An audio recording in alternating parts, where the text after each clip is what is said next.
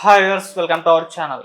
CM Ramesh గారు ABN RK గారికి ఇచ్చిన ఇంటర్వ్యూలో అంటే కొన్ని సంచలన విషయాలు జగన్మోహన్ రెడ్డి గారి గురించి బయట పెట్టడం జరిగింది. సో ఆయన ఏ ఏ విషయాలు ప్రస్తావించడం జరిగింది, ఇప్పుడు దీని వల్ల జగన్మోహన్ రెడ్డి గారికి ఎటువంటి ఎఫెక్ట్ పడే ఛాన్సెస్ అయితే ఉన్నాయి. సో ఇదే అంశం మీద డిస్కస్ చేయడానికి ప్రజెంట్ మనతో పాటు సీనియర్ జర్నలిస్ట్ జయదేవ్ అన్నారు. వారితో ఒకసారి డిస్కస్ చేద్దాం. సార్ నమస్కారం. సార్ నమస్తే. సార్, మోదీ గారి చేతిలో జగన్ గారికి సంబంధించిన ఫైల్స్ ఉన్నాయి. అంటే ఆయన చేసిన అక్రమాలకు సంబంధించి అన్ని వివరాలు కూడా మోదీ గారికి తెలుసు, ఏదో ఒక రోజు చెక్ పెడతారు అని చెప్పి సీఎం రమేష్ గారు ఆ ఇంటర్వ్యూలో చెప్పడం చూస్తున్నాం. అంటే ఆ వేలో చెప్తున్నారు. మరి దీన్ని బట్టి ఏం అర్థం చేసుకోవచ్చు అంటారు? అంటే వాళ్ళ చేతిలో ఉంది కాబట్టే వాళ్ళకి ఏం అనలేకపోతున్నారు వీళ్ళు అనేది వాస్తవం. అండ్ మోర్ ఓవర్ వాళ్ళ దన్నుంది కాబట్టి వీళ్ళు ఇలాగా ఇంత ఇదిగా ఉన్నారనేది కూడా వాస్తవం. అంతే కదా. ఎందుకంటే చిన్న లాజిక్ చెప్తాను. ఎం రమేష్ గారు బీజేపీకి ఫేవర్గా వాళ్ళ పార్టీకి వాళ్ళ ఫేవర్గా మాట్లాడుకుని ఉండొచ్చు, తప్పదు, మాట్లాడాలి కాబట్టి. కానీ జగన్మోహన్ రెడ్డి గారు నేను లండన్లో ఉన్నాను, చంద్రబాబు అరెస్ట్కి నాకేం సంబంధం, నాకేం తెలియదు, మేబీ సెంట్రల్ నుంచి ఐటీ రైడ్స్ సంబంధించిన అరెస్ట్ ఏదో అయ్యి ఉండొచ్చు కానీ నాకేం తెలియదు అన్నట్టుగా ఆయన అన్నాడు. అలా అన్నప్పుడు బీజేపీలో ఉన్న ఏ ఒక్క పెద్ద మనిషి కూడా ఖండించలేదు కదా. ఎందుకు ఖండించలేదు? తర్వాత దేశవ్యాప్తంగా కాశ్మీర్ నుంచి ఫరూక్ అబ్దుల్లా నుంచి కింద తమిళనాడు స్టాలిన్ లాంటి వ్యక్తుల వరకు కూడా ప్రతి ఒక్కరూ కూడా అరెస్ట్ని ఖండించారు. అంటే కొంతమంది అరెస్ట్ని ఖండించారు, కొంతమంది అరెస్ట్ చేసే విధానాన్ని కూడా ఖండించారు, రాష్ట్రాలకు అతీతంగా, పార్టీలకు అతీతంగా. అప్పుడు కూడా బీజేపీ నుంచి ఎవరు కూడా మాట్లాడలేదు, ఖండించలేదు, పల్లెత్తి మాట అనలేదు. ఇవన్నీ చూస్తే ఏమనుకుంటారు? ఇప్పుడు అందులో ఆర్కే గారు అదే అడిగారు, అసలు మీ పార్టీ అండ చూసే వాళ్ళు అలా చేశారనేది చాలా మంది అభిప్రాయము అని. ఇప్పుడు దానికి ఏం చెప్తారు? అయితే ఆయన ఏం చెప్పారంటే, పార్టీ అండ గురించి కాదు, అక్కడ మాకు అన్ని చెప్పే చేస్తున్నాం అన్నట్టు వాళ్ళు ఇక్కడ పబ్లిసిటీ చేసుకున్నారు తప్ప మా అండ ఏమీ లేదు. రాష్ట్రానికి జాతీయ నాయకులు వచ్చినప్పుడు వైజాగ్లో కానీ తిరుపతిలో కానీ సభలు పెట్టినప్పుడు నడ్డా గారు, అమిత్ షా గారు ఇటువంటి వ్యక్తులు సభలు పెట్టినప్పుడు కూడా వైసీపీని, ముఖ్యమంత్రిని ఎండగట్టారే తప్ప ఎక్కడ ఏమనలేదు అని అంటున్నారు. మరోవైపు రీసెంట్గా చిలకలూరుపేటలో మోదీ గారి సభ అయినప్పుడు కూడా చిలకలూరుపేటలో ఎందుకో ప్రభుత్వ వైఫల్యాల మీద మాట్లాడారు కానీ జగన్ను మాత్రం ఎక్కువగా విమర్శించలేదు అనే ఒక అభిప్రాయం కూడా ఉంది. బట్ జగన్ కూడా విమర్శించారు. అటువంటి ముఖ్యమంత్రి మనకు అవసరం లేదు అన్నట్టు కూడా మాట్లాడారు మోదీ గారు. అయితే దాన్ని గట్టిగా నొక్కి ఒక్క చెప్పట్లేదు, పూర్తి స్థాయిలో విమర్శించట్లేదు అనేది ఒక అభిప్రాయం. సో దానికి కూడా వీళ్ళు మళ్ళీ ఏం చెప్తారంటే, ప్రధానమంత్రి కాబట్టి ఇక్కడ రాష్ట్ర మంత్రులాగా నోటుకొచ్చినట్టు మాట్లాడే వ్యక్తి కాదు, ఆయన కొంచెం హుందాగా నడుచుకునే వ్యక్తి, అందుకే మాట్లాడలేదని కూడా చెప్పచ్చు. అయితే ఎందుకు ప్రజలందరికీ, చాలా మంది విశ్లేషకులకి ఇటువంటి అభిప్రాయం ఉంది, బీజేపీ అండతోనే వాళ్ళు 5 ఏళ్ళు కూడా వాళ్ళకి నచ్చినట్టుగా చేశారనడానికి ప్రధానంగా దేవాలయాల మీద కొన్ని రకాల దాడులు. ఇప్పుడు రామతీర్థాల్లో రాముడు ఇది, తర్వాత ఇక్కడ ఏంటది గుంటూరు డిస్ట్రిక్ట్ సంబంధించి ఒక రథం కాల్చేశారు.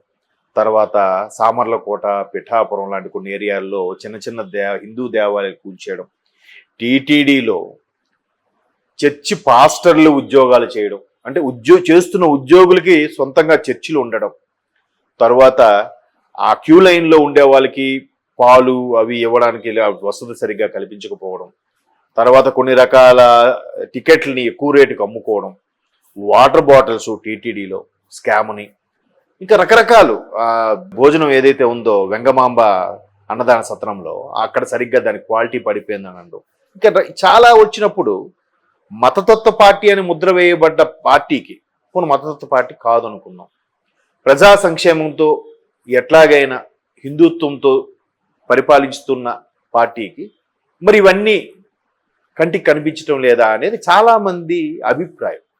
అందులో నేను కూడా ఉన్నాను. నిజమే కదా. అంటే ఒక అభిప్రాయం నిజంగా బీజేపీ ఏదైతే ఆర్టికల్ 370 కాశ్మీర్కి సంబంధించి కానీ, సర్జికల్ స్ట్రైక్ సంబంధించి కానీ, అలాగే 500 డిమానిటైజేషన్ ఆ విషయంలో కానీ, కరోనా టైంలో తీసుకున్న జాగ్రత్తల విషయంలో కానీ చాలా, అంటే ఒక భారతదేశ ఖ్యాతిని రెపరెపలాడించారు ప్రపంచ పటంలో. కానీ ఇట్లాంటివి పట్టించుకోకపోవడం వల్ల కొన్ని విమర్శలు అయితే ఉన్నాయి. ఓన్లీ కేవలం రాజకీయ స్వలాభం కోసమే ఇట్లా తప్పు చేసినా కూడా ఎవరిని ఏం అనట్లేదు అన్నట్టు కూడా కొన్ని వాదనలు ఉన్నాయి. మేబీ అది నిజమేనేమో అనిపిస్తుంది, అంతే కదా. ఎందుకంటే అదే ఇంటర్వ్యూలో ఆర్కే గారు కూడా అదే చెప్పారు కదా, ఇంతవరకు సిబిఐ వాళ్ళకి ఈడీకి ఎక్కడ హద్దులు ఉండవు. వాళ్ళు ఎక్కడికైనా వాళ్ళకి హద్దులు ఏం లేవు. భారతదేశం మొత్తం మీద ఎక్కడికైనా వెళ్ళి ఎవరినైనా అరెస్ట్ చేసి ఏదైనా చేయొచ్చు తప్పు చేస్తుంటే. మరి అటువంటిది ఆంధ్రప్రదేశ్లో కడప ప్రాంతానికి వెళ్ళి అరెస్ట్ చేయకుండా మళ్ళీ వెనక్కి తిరిగి రావడం అనేది వాళ్ళ చరిత్రలో మొదటిసారి అయి ఉంటుందని కూడా ఆయన ఇంటర్వ్యూలో అడిగారు. అడిగితే దానికి ఎవరు నో చెప్పలేదు, కరెక్టే కదా. సో కాబట్టి ఇలాంటివి అన్ని పరిశీలించి చూసుకుంటే నిజమేనేమో వాళ్ళ అండతో ఇలాగా చేస్తున్నారేమో కొన్ని ఉన్నాయి. అయితే వాళ్ళు ఎవరిని కేంద్ర ముఖ్యమంత్రి హోదాలో ఉన్న వ్యక్తిని అరెస్ట్ చేశారంటే ఇచ్చినట్టేగా. అరే బాబు, తప్పు చేస్తే మా దృష్టిలో ఎవరైనా ఒకటే, ముఖ్యమంత్రినైనా అరెస్ట్ చేస్తాము. ఇప్పుడు వీళ్ళేమంటున్నారు, కుయ్యో మొర్రో అంటూ మేము తప్పు చేయలేదు, కక్ష సాధింపులు అంటున్నారు. కక్ష సాధింపు అయితే మీరు ప్రూవ్ చేసుకొని రండి బయటికి కదా. అలా రావట్లేదే. ఒక్కొక్క దానికి ఒకటి బలమైన సాక్ష్యాలు ఉంటున్నాయిగా. కావాలని బెయిల్ కోసం మామిడి పళ్ళు తింటున్నారని కూడా వార్తల్లో చదువుతున్నాగా. అంతేనా? ఊరికే కక్ష సాధింపు అయితే కవిత గారికి కనీసం బెయిలేనే రావాలిగా. కోర్టు కూడా ఒక 4-5 సార్లకి ఛాన్సెస్ ఇస్తుంది కదా. సో ఇటువంటివి అన్ని దృష్టిలో పెట్టుకుని చూస్తుంటే మేబీ తప్పు చేసే వాళ్ళకి వీళ్ళకి చెక్ పెడుతుంది, ఎవరిని వదలట్లేదు, కాకపోతే జాగ్రత్తగా వాళ్ళకి అవకాశం ఇస్తుంది అన్నట్టుగా అనిపిస్తుంది. బట్ వాళ్ళ స్వలాభం కోసమో వాళ్ళ రాజకీయ ఉద్దేశంతో అలా చేశారు, ఏ విషయం తెలియదు. కానీ చంద్రబాబు గారు అయితే ఇక్కడ చంద్రబాబు గారి అరెస్టుల విషయంలో వాళ్ళ మీద నేరం మోపినప్పుడు వాళ్ళు ఎవరు మాట్లాడలేదు. బట్ ఇక్కడ మాత్రం రాష్ట్రానికి చెందిన పొన్నవోలు గారు కానీ ఐజీ మన సిఐడి ఐజీ సంజయ్ రెడ్డి గారు కానీ వాళ్ళే ఎక్కువ మాట్లాడారు కదా. మరి అక్కడ జగన్మోహన్ రెడ్డి గారు అన్నట్టే కాసేపు కేంద్ర ప్రభుత్వమే అరెస్ట్ చేయించింది అన్నప్పుడు మరి ఈ నాయకులు ఎందుకు, ఇక్కడ స్థానికంగా ఉండే రాష్ట్రానికి చెందిన అధికారులు ఎందుకు అంత అత్యుత్సాహం ప్రదర్శించారు? అంటే ఇక్కడ మీ హ్యాండ్ కూడా ఉన్నట్టే కదా. సో ఇలా రకరకాల ప్రశ్నలు ఉన్నాయి, కొన్నిటికి సమాధానాలు అయితే ఉండవు.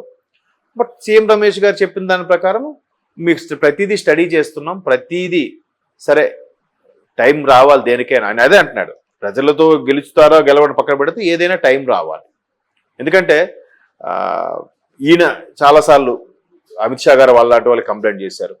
రఘురామకృష్ణరాజు గారి బహిరంగంగానే లేఖలు రాశాడు, కంప్లైంట్ చేశాడు.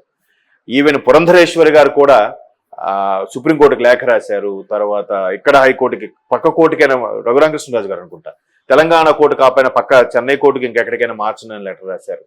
ఇవన్నీ కూడా అధిష్టానం పట్టించుకోదు అనుకుంటున్నారు, పట్టించుకుంటారు. టైం రాదు. వాళ్ళు కూడా కొట్టే దెబ్బ కూడా వాళ్ళకి లబ్ధి చేకూరేలాగా కొడుతున్నారు.